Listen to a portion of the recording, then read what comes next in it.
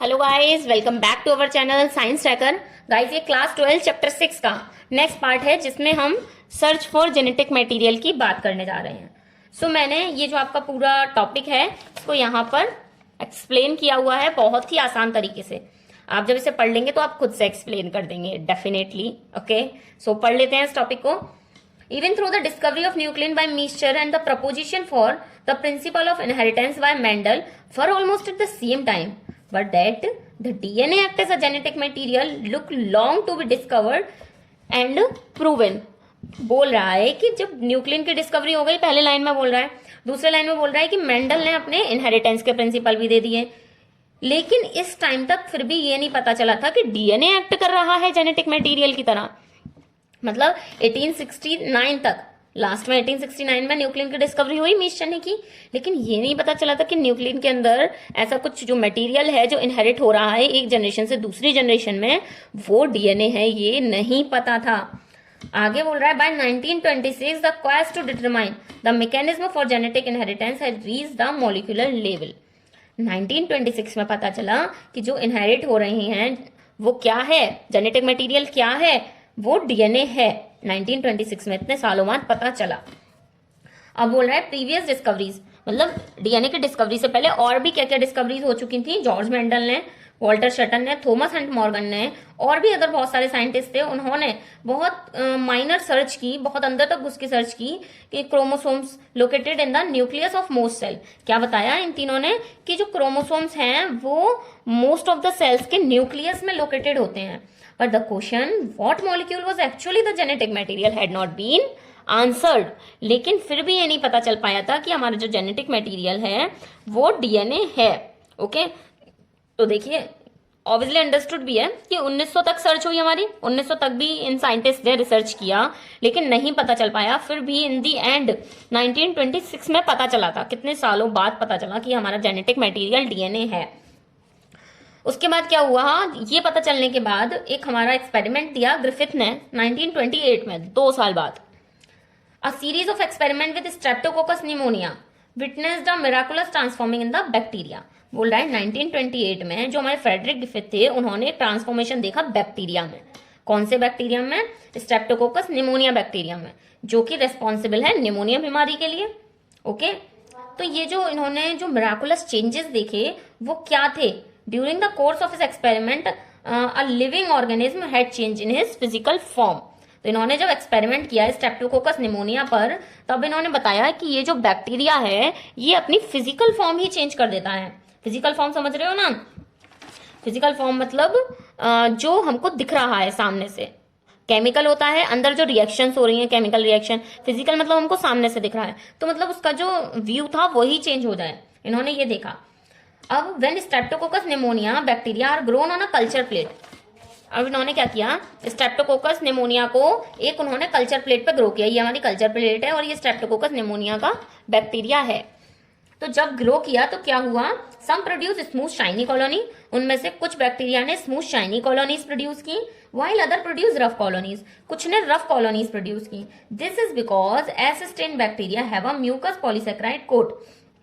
तो ये जो शाइनी कॉलोनीज प्रोड्यूस हुई थी वो किस वजह से हुई थी? क्योंकि एस स्टेन के अंदर पॉलीसेक्राइड की कोटिंग थी। Okay, while R strain does not have, R strain के अंदर पॉलीसेक्राइड की कोटिंग नहीं थी, इसलिए इन्होंने शाइनी कॉलोनीज प्रोड्यूस नहीं की। और क्या हुआ, स्ट्रेप्टोकोकस निमोनिया को जब कल्चर प्लेट पे ग्रो हुआ तो 2 टाइप की कॉलोनीज प्रोड्यूस हो गई because of polysaccharide coating. One side is present and one side it is absent. उसके बाद माइस इन्फेक्ट, अब क्या किया इन्होंने ना, यहाँ से एक एक्सपेरिमेंट किया।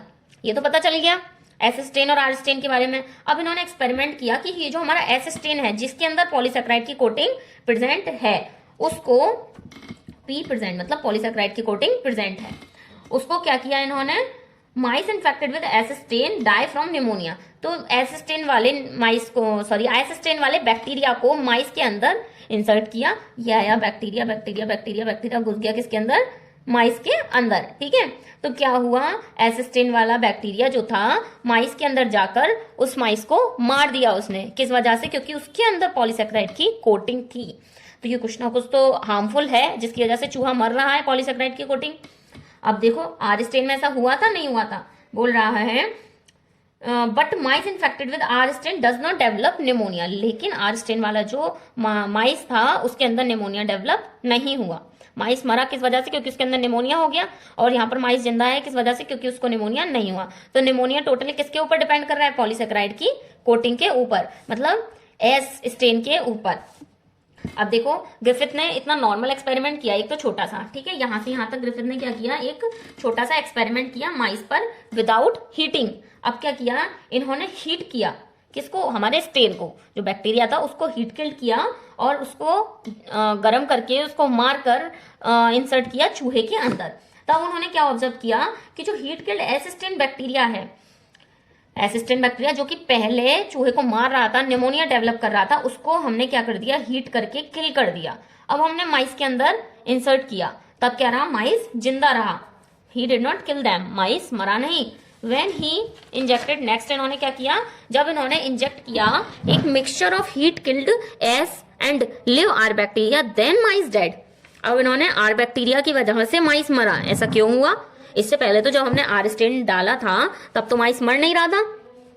अब कैसे मर गया? ये रहा, हीट किल्ड एसिस्टेंट डाला, ये तो मरा हुआ था ना। हीट के दोनों ही केसेस में माइस जिंदा रहते, ठीक है। तो ऐसा क्या हुआ जिस वजह से हमने एसिस्टेंट हीट किल्ड लिया और आर स्टेन लिव वाला लिया, लेकिन फिर भी माइस के अंदर इंजेक्ट किया तो चूहा मर गया? ऐसा क्या हुआ? तो उन्होंने क्या बताया? That R strain bacteria had somehow been transformed by heat killed assistant bacteria. जो हमारा आर स्टेन था ना, वो आर स्टेन के अंदर चेंजेस आ गए। किसके अंदर चेंजेस आए? हमारे आर स्टेन के अंदर। ओके, आर स्टेन तो लिव था ना यहाँ पर, तो आर स्टेन के अंदर कुछ चेंजेस आए। किसकी वजह से? जो एस स्टेन हीट किल्ड था उसने आर स्टेन के अंदर चेंजेस कर दिए और transform by the heat killed assistant bacteria. Some transforming principle transferred from the heat killed assistant had enabled the R stain to synthesize a smooth polysaccharide coat and become virulent. तो क्या हुआ? इन्होंने जो transformation हुआ, क्या transformation हुआ? That heat killed जो S stand था, हीट किल्ड ही तो था, ये तो मरा हुआ था, लेकिन इसके कुछ ऐसे पार्टिकल्स थे जिसने इनेबल कर दिया आर स्टेन को, और आर स्टेन ने क्या बना ली? अपने चारों ओर पॉलीसेकेराइड की कोटिंग बना ली। और जब पॉलीसेकेराइड की कोटिंग प्रेजेंट हो गई यहाँ पर, तो ऑब्वियसली चूहा मरेगा, चूहे के अंदर निमोनिया डेवलप होगा, ठीक है। यही तो चाहिए था हमको, क्या कहते हैं, पॉलीसेकेराइड की कोटिंग। तो यहाँ पर भी पॉलीसेकेराइड की कोटिंग प्रेजेंट हो गई, किसकी वजह से? Due to heat killed S strain bacteria. Okay, you got it और नॉट? ये बहुत इंपॉर्टेंट है, अगर ना समझ में आया हो तो एक बार और पीछे मुड़कर देखना, बहुत ही क्लियर तरीके से आपको एक्सप्लेन किया हुआ है, ठीक है। कंक्लूजन में भी मैंने यहाँ पर यही लिखा है कि आर स्टेन जो बैक्टीरिया था उसने सिंथेसिस कर दी एक स्मूथ पॉलीसेकेराइड की कोटिंग और become virulent from heat killed assistant bacteria. किस वजह से हुआ ये? हीट किल्ड एसिस्टेंट बैक्टीरिया की वजह से। और ये जो ट्रांसफॉर्मिंग प्रिंसिपल है जो ग्रिफिथ ने दिया, उसमें ये देखा था ग्रिफिथ ने, फिजिकली चेंजेस ऐसे हुए हैं। Okay, this must be due to transfer of the genetic material. और ये जो हुआ है ये किस वजह से हुआ है? कुछ ना कुछ तो जेनेटिक मटेरियल रहा होगा। However the biochemical nature of genetic material was not defined from his experiment. लेकिन फिर भी 1928 में जब ग्रिफिथ ने अपने एक्सपेरिमेंट किए तो उन्होंने सिर्फ इतना बताया कि कुछ ना कुछ तो जेनेटिक मटेरियल है जो ट्रांसफर हुआ है यहाँ पर, लेकिन वो क्या है जेनेटिक मटेरियल वो भी ग्रिफिथ अपने एक्सपेरिमेंट में नहीं बता पाए थे। अब इसका जो बायोकेमिकल नेचर है वो नेक्स्ट बताएंगे आपको नेक्स्ट वीडियो में। सो मिलते हैं गाइस नेक्स्ट वीडियो के साथ, तब तक के लिए बाय बाय।